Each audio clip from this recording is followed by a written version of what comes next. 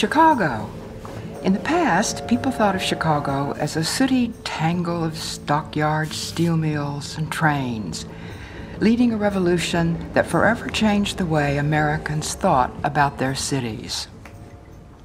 Fast forward 100 years to find a new Chicago, again at the forefront of a revolution, a green revolution, leading a global charge to change forever the way the world views city life.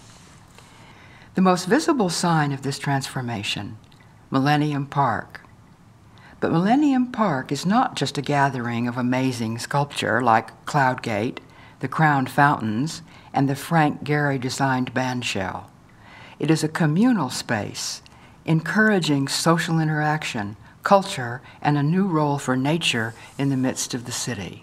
Chicago's innovative mayor, Richard M. Daley, and forward-thinking business leaders are working to create a Chicago that exemplifies its motto, Urbs in Horto, the city in the garden. It's truly bursting with natural beauty, living up to its Burnham ideal of a city seamlessly infused with green spaces. In Chicago, people no longer have to choose between city life and suburban greenery, between culture and nature. The old division between town and country has ended. The result is an influx of families moving from the suburbs to the city, changing a 100-year-old pattern of exodus from the city to the suburbs. This is the power of the urban-nature fusion.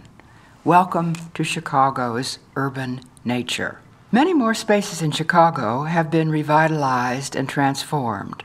The Chicago River, once no more than a lifeless sewer, has been cleaned up and now features a riverwalk and new public spaces on its banks.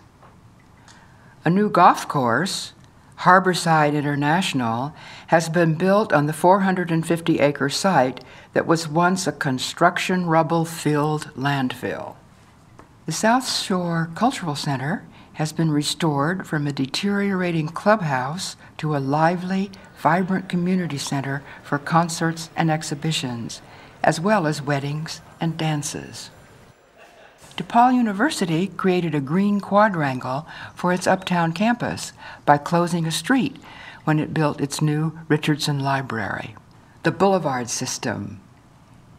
Its 28 miles of wide green streets linking parks on the south and west sides of Chicago have been rehabilitated and their adjoining parks renewed, an ongoing process that has encouraged the growth of local citizens groups to protect and preserve the landscape and architectural heritage.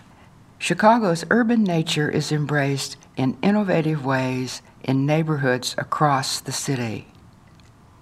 The roof of City Hall has become green, along with, at last count, 40 other roofs of public buildings across the city.